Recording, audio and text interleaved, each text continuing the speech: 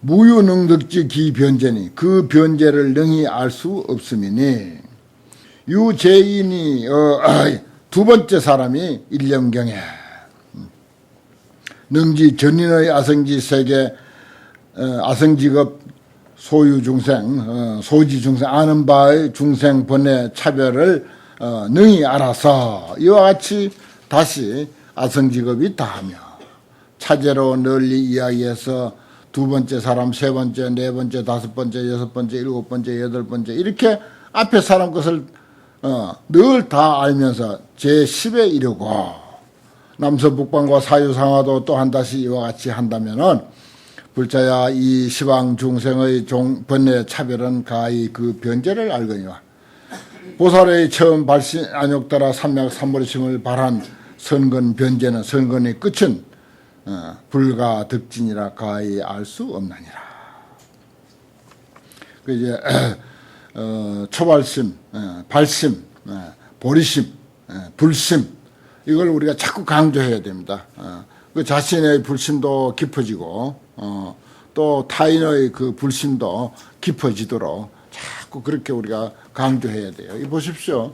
이 보리심이라고 하는 게 얼마나 어마어마합니까? 그리고 우리 한 예를 들어서 보았듯이 처음에 한국에다가 1700년 전에 불교를 전하려고 했던 그 어떤 얼굴도 모르고 아무것도 모르는 그 사람의 한 마음, 한순간의 한 마음 그것이 보리심을 바라는 거야. 그것이 오늘날 1700년의 역사를 이렇게 이어오면서 무수한 중생들에게 이익을 줬다라고 하는 사실입니다. 또 우리가 또 어떤 일을 해서 또 그와 같은 업적을 또 후손들에게 남길 수가 있는 거예요. 여러분들도 뭐 그 나름대로 다 포교당을 세우고 절을 짓고 그 나름대로 다 자기의 터전을 마련하고 자기의 세계를 구축하고 이렇게 해서 또 뒷사람들에게 또 나누고 그리고 옆 사람들에게 자꾸 다 그 파장을 일으켜 간다면은 그 또한 얼마나 큰 공덕이 됩니까? 그 처음 마음 낸다는 게 이와 같이 중요한 거예요. 그래서 우리가 그 중에서도 제일 훌륭한 마음, 보리심, 불심 이걸 우리가 자꾸 강조해야 됩니다. 세상은 물질이 자꾸 이제 발전해서 풍요로워지면 질수록 우리 마음은 자꾸 이제 참 거칠어지고 황폐해가고 하는 그런 상황이다 보니까 우리 불심, 보리심이 더 필요하고 더 강조되어야 할 그런 시대를 우리가 살아가고 있어요.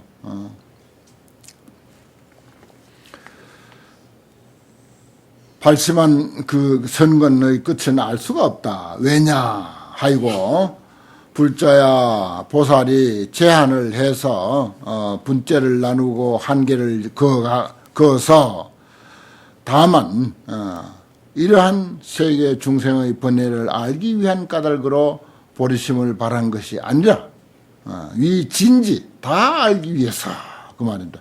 일체 세계 소유 중생의 번뇌 차별을 다 알기 위한 까닭으로 보리심을 바란 것이니 소위 욕, 진지, 경번뇌와 가벼운 번뇌, 그렇죠. 가벼운 번뇌도 있죠. 중번뇌, 무거운 번뇌, 면번뇌, 이거 이제 잠잘 면자인데 가만히 이제 숨어 있는 번뇌입니다. 이게 잠잘 때는 우리 의식이 잠재되어 있을 뿐이지 없는 게 아니에요.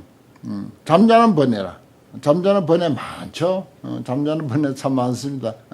그러다 걸핏하면 일어나요. 그래서 잠이 깨가지고 번뇌가 그냥 작동을 하면은 그냥, 막 그냥 휘젓고 다녀가지고 옆 사람 아주 모서리가 굴고 막, 그런 수도 있고, 또, 좋은 일도 할 수가 있고, 그 면번뇌, 기변뇌, 일어난 번뇌라. 지금 현전 번뇌, 현전에 일어난 번뇌와, 그 다음에 일일 중생 무량 번뇌의 종종 차별을 진지, 욕진지 다 알고자 해서 다 알아서 종종 각관으로 가지가지 각관 이건 이제 우리가 관조 또 지관 살펴서 관찰하고 하는 이건 수행법이죠. 옛날에는 다 이거 관이라고 하는 수행을 했습니다. 또 관이라고 하는 각관이라고 하는 이런 말로 어떤 마음을 다스린다든지 어떤 마음 수행을 이렇게 표현했어요. 지금도 우리가 지관 그러잖아요. 사마타, 비파사나 사마타하고 비파사나가 지관, 또 그걸 이제 정해라고도 이제 표현을 하고 그렇게 합니다. 그런 수행법으로 예를 들어서 다탐 중생 자비관, 탐욕이 많은 중생은 자비를 관하는 거예요. 그런 식으로 이제 자기가 관을 하는 거예요. 또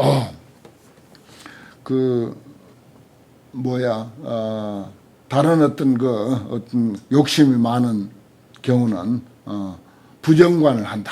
무슨 원시 불교에 그런 이야기 많죠.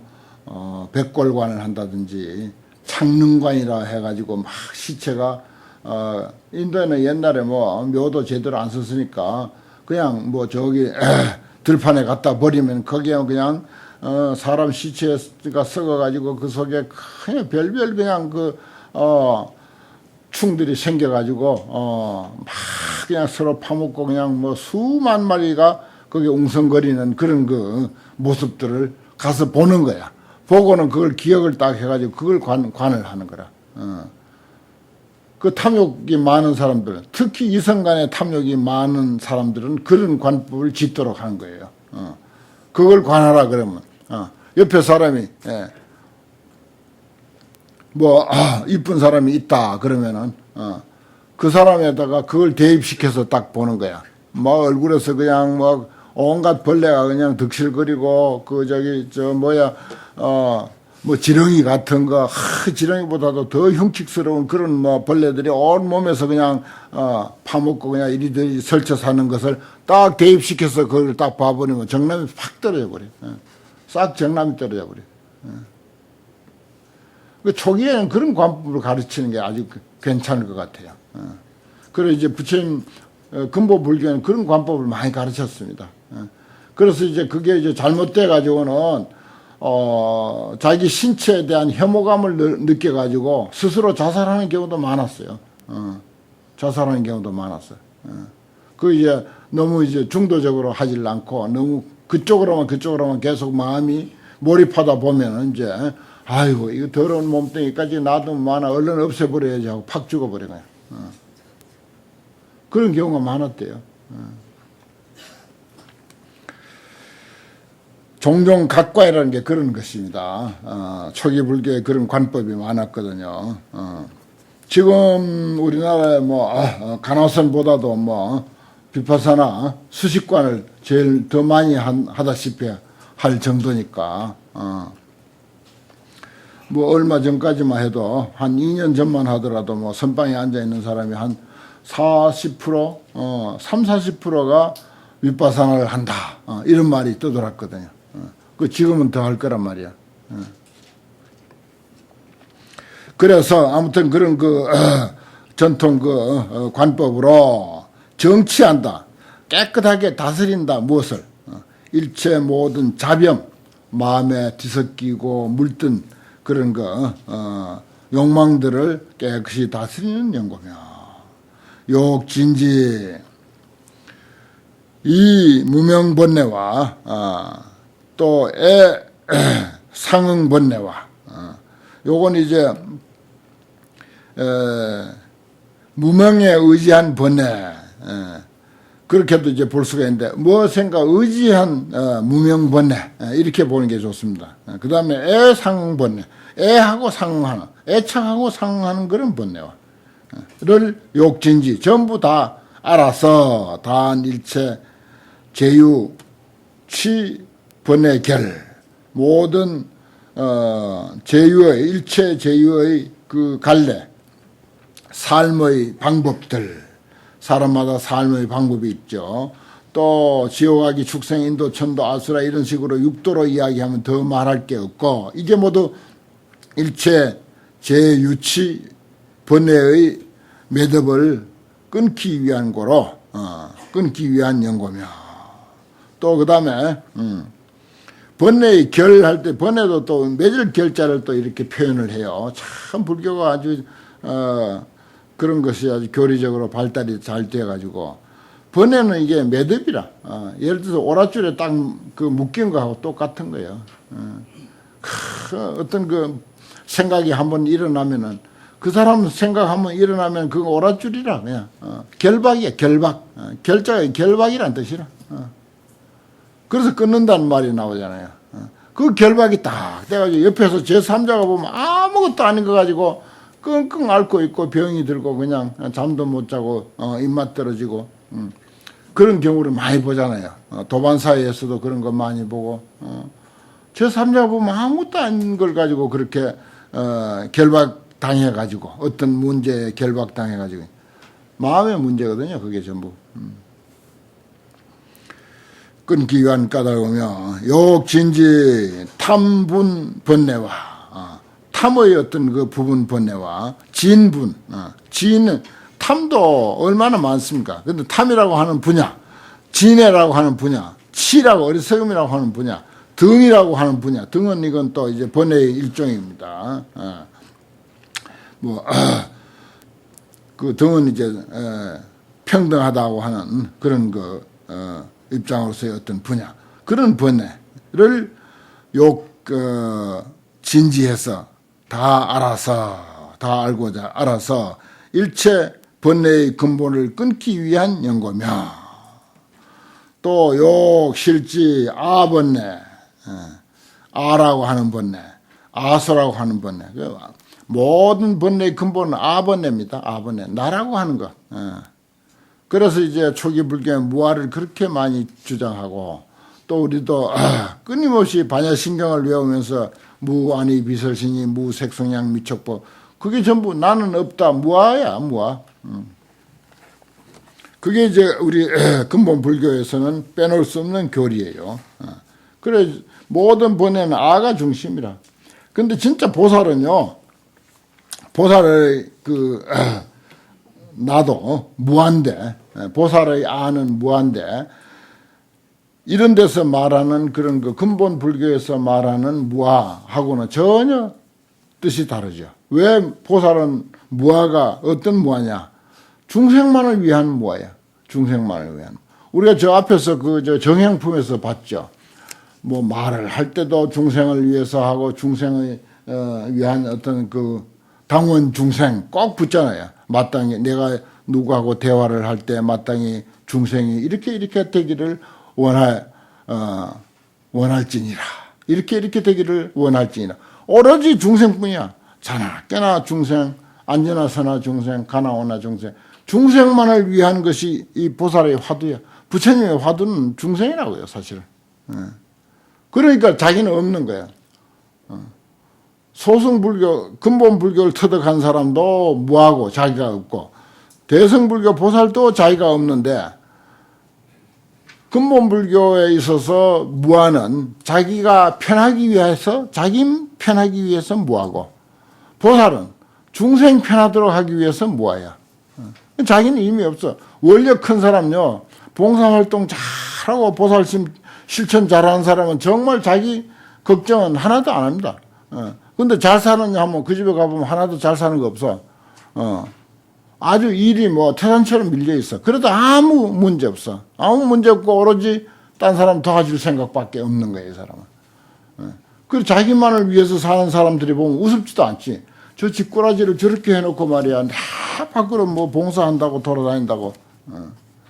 이 사람이 보면은 가소롭지. 니 그렇게 뭐 깨끗하게 잘 치우고 니 일 잘하고 그렇게 잘 먹고 등두시게 자가지고 뭐 그렇게 좋을 게 있냐. 어차피 썩을 몸 봉사하다가 가는 거지. 보살은 이렇게 생각하는 거예요.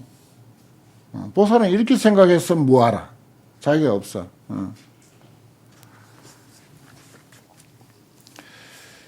그 아번뇌와 아소번뇌, 아소는 뭐죠? 나의 것, 나의 것이라고 하는 번뇌와 아만 번뇌와 번뇌를 다 알아서 일체 번뇌를 각오하여 진무여 다해서 남음이 없는 연고며